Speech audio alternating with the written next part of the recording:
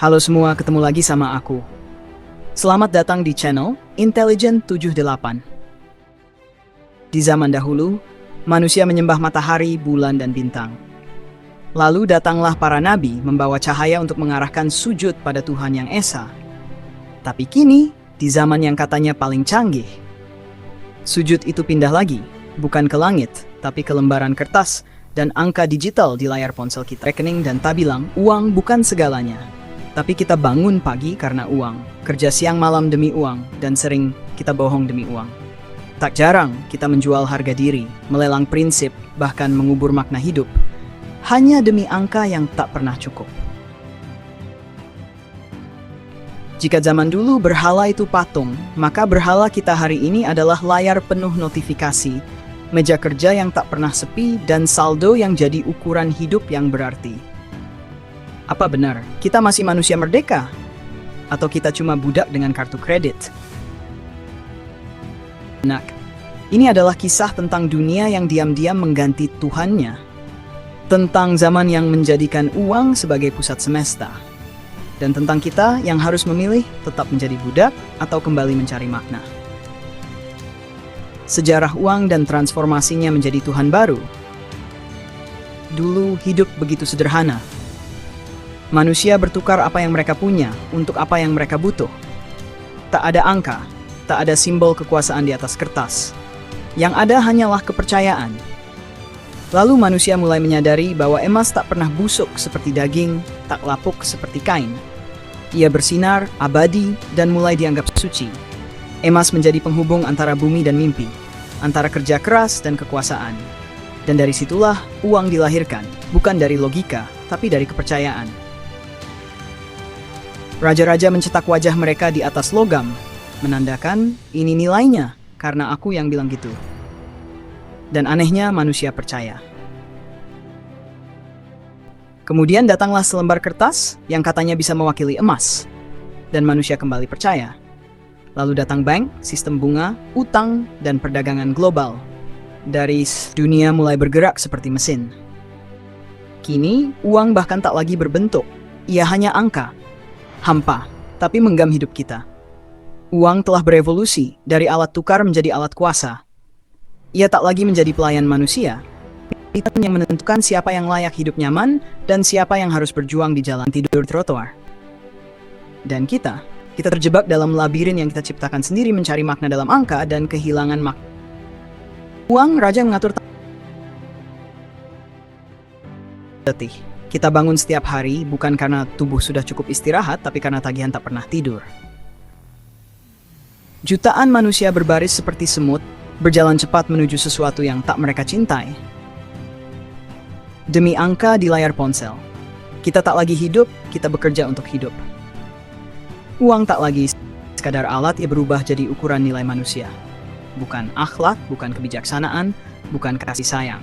Tapi seberapa banyak kamu punya dan seberapa sedikit kamu rela kehilangan. Ia mengatur cara kita berpikir, merasa, bahkan mencintai. Kita membandingkan hidup dari merek pakaian, dari harga liburan.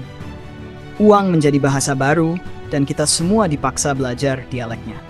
Kita bekerja demi uang, lalu menghabiskan uang untuk terlihat bahagia. Dan ketika uang habis, kita kembali ke siklus yang sama. Uang tak lagi menuruti manusia, manusialah yang kini tunduk padanya. Diam-diam, ia telah naik tahta menjadi Tuhan baru, tanpa kitab, tanpa doa, tapi dengan jutaan pengikut yang patuh tanpa sadar.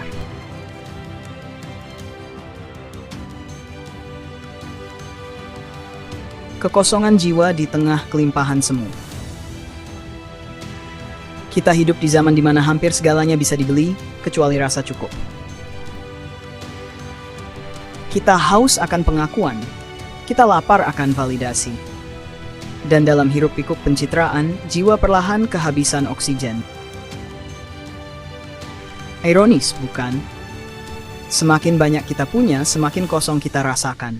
Kita pikir kita sedang mendaki, padahal kita sedang jatuh ke dalam.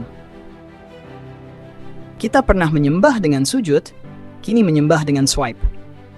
Tuhan ditinggalkan di hari Jumat demi diskon di hari Sabtu.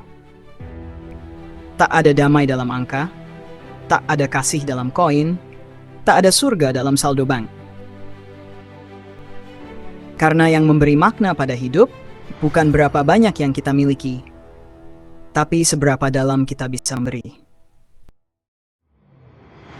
Menemukan kembali arah, menyusun ulang makna kekayaan.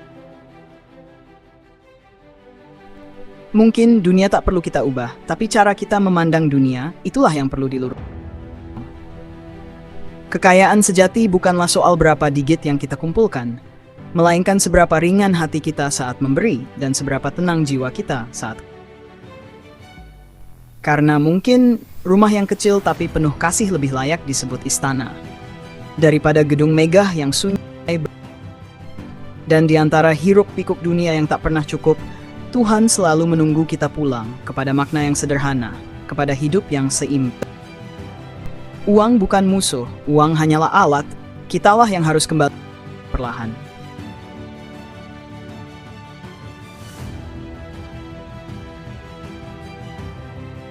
Waktunya pulang dari perbudakan ilusi.